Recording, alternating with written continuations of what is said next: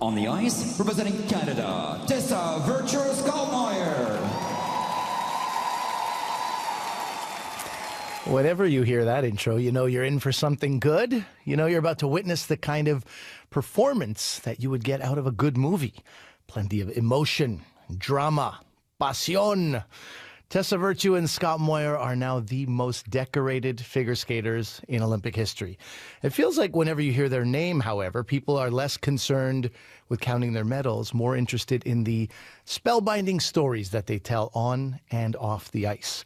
Since their unforgettable Olympic performance just earlier this year, Tessa and Scott have been keeping busy. They just got a star on Canada's Walk of Fame. They've performed in cities from coast to coast on the Thank You Canada tour. And they just released a new expanded edition of their book, Tessa and Scott, Our Journey from Childhood Dream to Gold. The two of them joined me from studio in Vancouver to talk a bit more about all that. And while I realize they've probably returned to the city many times since their first big Olympic gold medal win there back in 2010, I had to ask them both if they still feel a bit of that magic whenever they're back in Vancouver. Absolutely, we do. Yeah, it's actually, we were reflecting on it yesterday.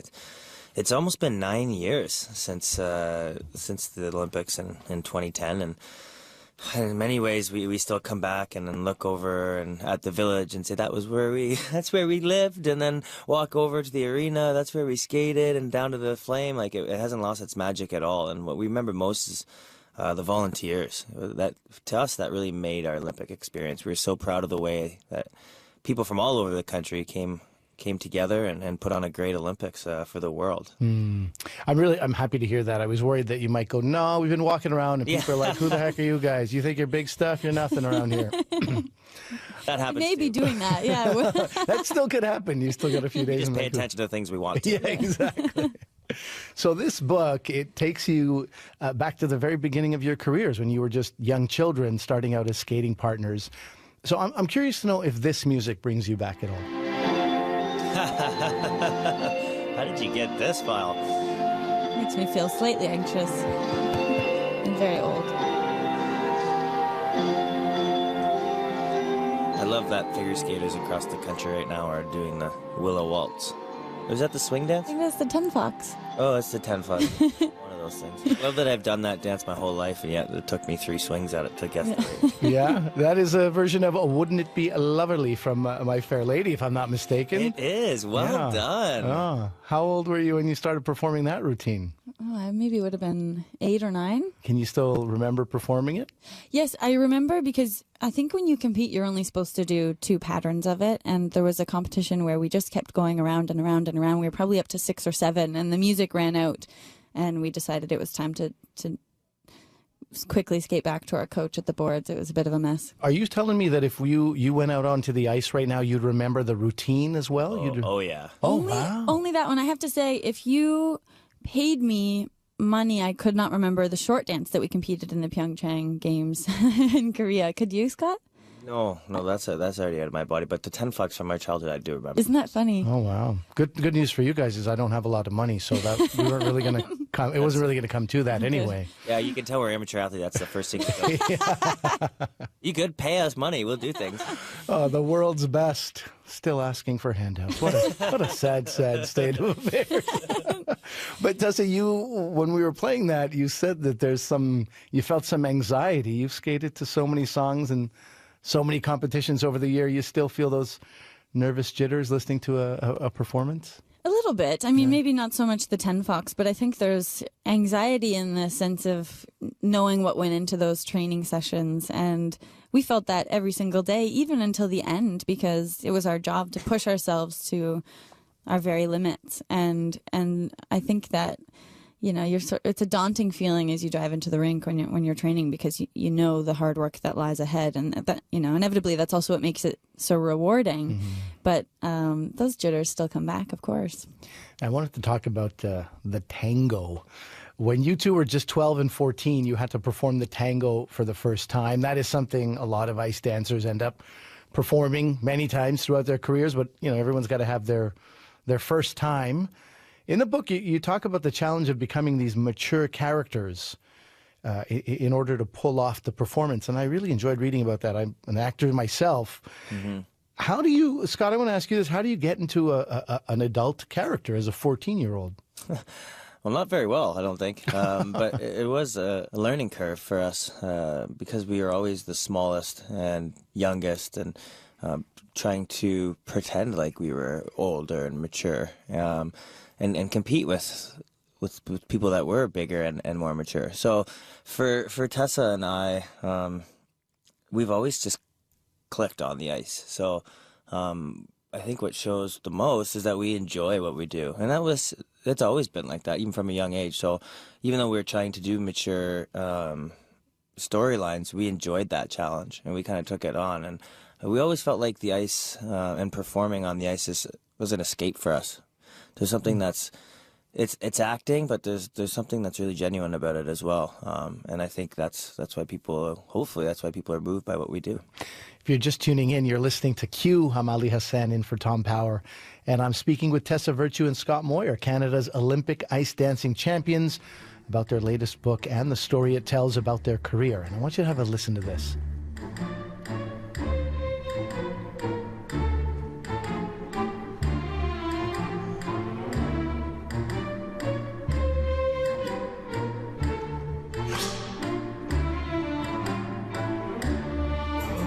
Very popular piece of music, originally from Bizet's opera Carmen. Mm-hmm. So this is, this was a bit of a daring move that you made to perform this 5 years ago. And by daring, if people don't know, I mean, Carmen had been done. It had been done. Yeah. Some people would say overdone.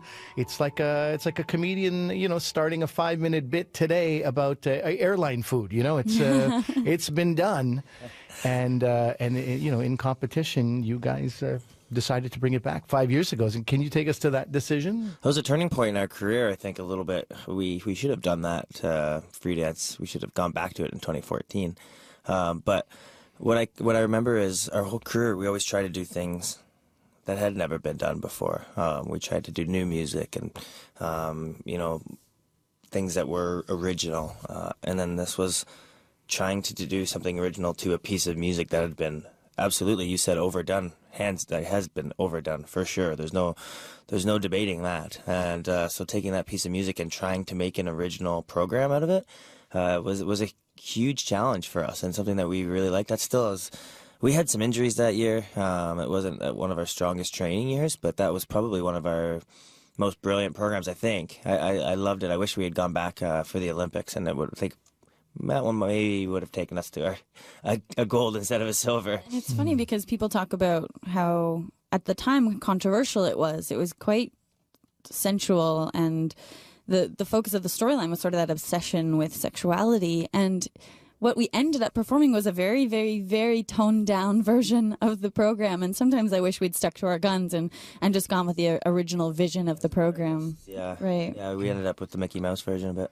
Oh, wow. I mean, the Globe and Mail headline from that season was steamy, sensual free dance is a departure for Virtue and Moir, which is almost, I guess, comical to look back on after the past Olympic season when you recreated Moulin Rouge. But that's art, right? You want people to you want to spark a conversation. And in today's world, it's hard to have something that is in any way shocking or innovative. And so that was always one of our goals, to bring something to the ice and in an artistic way, not in a way that, not just for the sake of doing something risky.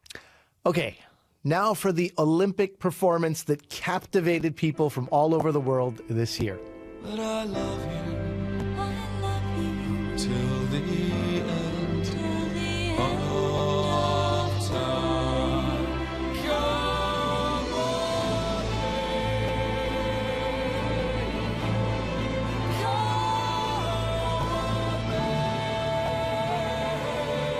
This is your chance to shine here, Scott. You know what? I hope you don't have hidden videos in the studio we're in, because we're both dancing around over here. I still love it. I still love that music. That is Come What May from the film Moulin Rouge, the soundtrack to Tessa Virtue and Scott Moir's unforgettable free dance at the 2018 Olympics, in case you didn't know. Scott, how did you feel when you heard that music for the very first time? Well, it's interesting that we just talked about Carmen, because there's some similarities. the fact that a lot of people had skated to Moulin Rouge. I remember when we said to our coaching staff of Patrice and Marie-France that we wanted to skate to Moulin Rouge, they thought it was hilarious and laughable. So for us, it was about learning from our mistakes in 2014. And we're proud of the performances that we had at the games, but we never truly connected to the season's free dance. So that became a necessity for us this time around. We needed something that we both absolutely loved, and we still love it. When you play that, the hair on my arm stands up, and just there's an emotion to it. And then we knew if we connected to it, then people would connect to us. Oh yeah, and then they have. You're not the only ones who love it. That Moulin Rouge Olympic performance has several million views online. And I read that there was even a spike in sales of the Moulin Rouge soundtrack on iTunes. Oh, wow. Yeah. That's neat. Right after you guys won the gold medal. Why do you think that performance resonated with so many people? Is it just simply because you loved it so much and that showed in the performance? That's a great question. Tessa and I are, as you can tell probably by us picking apart our career, we're pretty hard on ourselves. So we haven't really been able to go back and watch too much yet. So it's tough to say, but last year at this time, we were pulling out our hair. We totally reworked the last 2 minutes of the program. And we forget that sometimes. That, you look back on the Olympics and just think it was all a fairy tale. But, we really, really dove into this and left no stone unturned. And I think, it was I can't wait to go back and really go over it with a fine-tooth comb. Now you got me thinking. But we love skating that program every single day. And I can remember being in the last 25 or 30 seconds in an element that was very difficult, and we're focused, and I would get misty-eyed and emotional just doing it in training in a dirty hockey rink, at 7:30 in the morning. So to do that program was always such a joy. I used to just wait until our coaches would turn us loose on that. You remind me of film actors in so much of what you do and you say. You just said that you haven't gone back and watched it, which is very common for actors. Once it's done, it's done. And then obviously forced us to a couple times. I'm afraid. Yeah. I try not to, especially with the 2018 programs, because that feeling when the music ended and we stood at center ice with so many Canadian flags and people cheering around us. And I remember just looking at Scott when he was pumping his fists, and we were both sort of shaking our heads in disbelief. And that is the moment we've been working for. But if I watch, I will be so critical, and I'm still too close to it. I'll break it apart technically, and I think I'm just trying to hold that in my heart instead of consciously being able to visualize it. No, so it's really about savoring it. Yeah, absolutely. Yeah. Geez, it's almost been 10 months since the Olympics now, and we still pinch ourselves that dream actually came true in the most fulfilling way. I wanted to just explore this idea of this acting a little bit more, because in the book you talk about, comparing it to watching a movie when you see two actors on screen and you say, oh, they should be together. Do you feel like film actors ever? We work on it. We have acting coaches. I suppose. It's just so what physical. What does a film actor feel like? Depressed? Do you feel depressed? Do you feel that? We worked with, especially at the end of our career, we worked with an artistic director from Cirque du Soleil. And she helped create the impetus for almost every movement. But it came from our centers and our core. And it felt like we were able to express ourselves through the movement of every part of our bodies. It's not just, the facial expressions. In fact, that was sort of whatever came naturally in that moment. So it changed every day as we tried to interpret things differently. And we try to be as authentic and genuine as possible. So I think just the focus on what does this movement mean and how does that lead into the next movement, and what is my character saying to Scott, and breaking that down. And almost we wrote out pages and pages of storyline, and it would be I'm sure it's quite convoluted. No one would have any kind of clue of all the different layers we were trying to express. But to us, trying to articulate all of the layers and the characters' feelings was very important. These pages, pages and pages of storyline that you Should have put talked those in the about. book. Yeah, well, this is it. Do you go back and look at those? One day. What, you will? Okay. Okay. Yeah, I have a little bit already. Our training journal. We used to take notes every day, and it's so funny. It takes you right back. It takes you right back to December 12th, 2017. It's some random training day at Maurice Richard Arena in Montreal, and it's pretty neat. And that's Tessa and I talked a lot about the journey, and that's so cliche. I don't like the words coming out of my mouth, but there's no other way to say it. We really fell in love with the process, and those are moments that we really miss, the grind of it all. You know, there's all that speculation about your relationship, or there has been in the past. Mm-hmm. Does that give you an edge in competition versus other people? What do you think about that? Us being scary old gives us an edge Oh, to be competed against. I'm not sure. I can't imagine that the judges are really involved in any of that speculation, but if it means we're telling the story, then there is that element as it relates to the scores. I'm not sure. I've never really thought about that, and it's not really something we've tried to perpetuate. You know, I think we try and be as genuine and authentic as possible in every situation, and that love that we have for each other shines through clearly. But yeah, I'm not sure. I think that's a great thing to reflect on. But I think that good ice dancers take care of each other on the ice, and that care and helping each other through is what makes great ice dance. And I think in some level, yeah, it does help us. This is just a side note here, when my wife was almost a little bit disappointed when she found out, she's like, can you believe they're not even a couple? And I was like, well, that's better. Remember when Sam and Diane hooked up on Cheers? It all went south after Yeah, that. It's right? better Yeah. that they have that separate. Well, I think it's actually, I mean, I don't know. I think it's cool. You know, I think this friendship and the business partnership we've been able to cultivate, I think it's almost better. Yeah. I mean, what we share is on this entirely different level and scale. And I mean, we cherish it so much, clearly, and we're very protective of it and very proud. Yeah, I think it's probably what I'm most proud of in our entire career. Maybe that's why we're not as annoyed with that question as we used to be. Because it used to be kind of like, give us a rest and or give that a rest. Yeah. The relationship thing, we heard it. I mean, we've heard it for 20 years. And Of course. But at the same time, it's a compliment. I mean, it means that we're doing our job well. We're Exactly telling right. stories. And that's what we have to do. But what we do like to shine light on is our relationship, our business relationship, our friendship, the fact that we're business partners on and off the ice now. We're inspired by our relationship, and hope others are as well. Final burning question here. Scott, have you officially said goodbye to a career in competitive figure skating? You used the word scary old earlier, and I don't know how much you were I just meant in the attached to eyes, that idea. in the eyes of our competitors. I'm sure they thought, didn't I watch these kids? It sure feels that way. I don't think we're quite there yet. We haven't had a chance to breathe since the games. I mean, it is a little bit wild to think that it has been 10 months, because in so many ways it feels like Pyeongchang was just yesterday. It feels like Vancouver was just yesterday as well. So we need some time. We need some time to take. I think that's what the next couple of months will be. Step away. Canada has been so amazing and so supportive.